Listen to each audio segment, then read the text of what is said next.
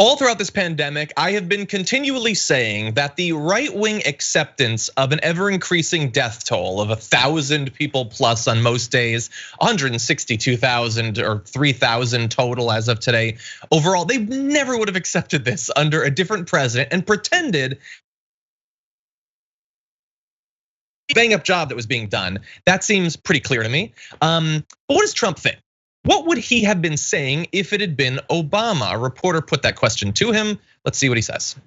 60,000 people had died on President Obama's watch. Do you think you would have called for his resignation?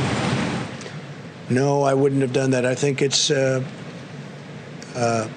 been amazing what we've been able to do. If we didn't close up our country, we would have had 1.5 or 2 million people already dead.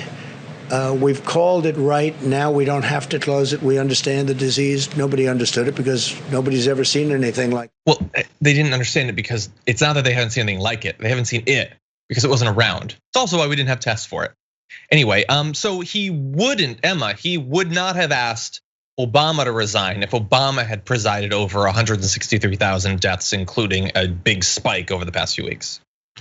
Yeah, that certainly doesn't pass the smell test. That's insanity. He was up in arms about almost everything Obama did, from Common coming to the White House for a poetry session to, I don't know, Obama just being black and having a father from a different country.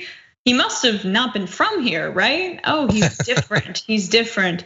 That was the whole purpose of birtherism, was to say he was an illegitimate president and that he should resign, which basically boiled down to resign for being black, looking different than how I want a president to look, and representing something like change, which doesn't sit well with me. So he wanted Obama out for that very purpose. And let alone how they keep trying to compare Trump's COVID response to President Obama's Ebola response in a way to hit Joe Biden, which is like the wettest part of an argument that I can think of. It falls so flat. I mean, no one remembers Ebola in the way that everyone's going to remember coronavirus, which caused an economic depression, which caused tens of millions of people to lose their jobs and be on unemployment, which caused countless deaths. So nobody is going to think of that in the same terms. Most people probably think of Ebola in passing, but this is going to dominate an entire year and an entire election, and Trump's in trouble because of that. Yeah, look, Ebola has and continues to occasionally devastate certain countries. We just weren't one of them. That's all.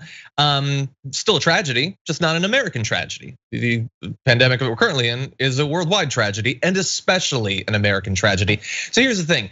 It's fun, I guess, to ask hypothetical questions about whether he would do something if it was Obama, but we don't need to go to hypotheticals because, as with everything, there's a tweet for that. So this is the time in the show where we pointlessly point out hypocrisy, even though it doesn't matter. Donald Trump tweeted back on October 23rd, 2014, if this doctor who so recklessly flew into New York from West Africa has Ebola, then Obama should apologize to the American people and resign. Not if that doctor flies into New York, spreads Ebola, and then it spreads more and more and more until 160,000 people die. If that one person had it, he should resign, just off of that. And then he said, this is actually slightly earlier, 2 weeks earlier, he says, Obama won't send troops to fight jihadists, yet sends them to Liberia to contract Ebola. He is a delusional failure.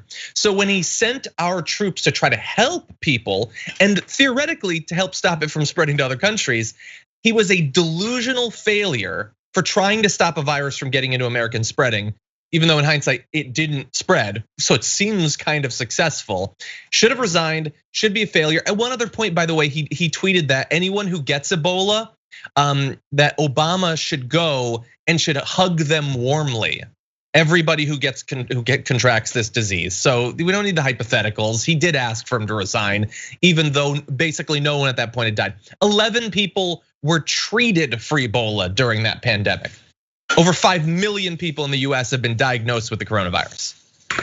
Yeah, it's not comparable. Obviously, Ebola more deadly, but less contagious than coronavirus. So I'll give Trump just that, only that, because the rest of it is absolute absurdity. And yeah, hypocrisy shaming, it's fun. It makes liberals feel good. It does nothing for the discourse. It does nothing.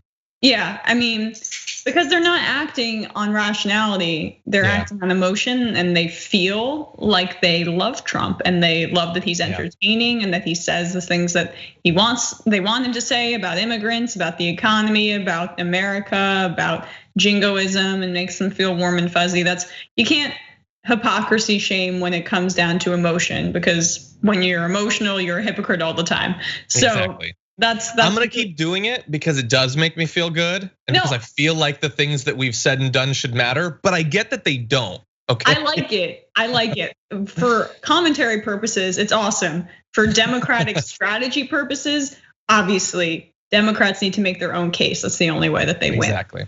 And I am watching the YouTube chat. I apologize that my Trump voice apparently now sounds like Zoolander, which is weird because I've never seen Zoolander. Anyway. That is outrageous. I know, I actually fell asleep while trying to watch it the first time. It's actually bad, but there's so many great lines, and I love it. But watching it as an adult, it's not great. And I looked on Rotten Tomatoes, and the critics had some interesting things to say. I bet, yeah. I need to eventually watch it. I'll get around to it.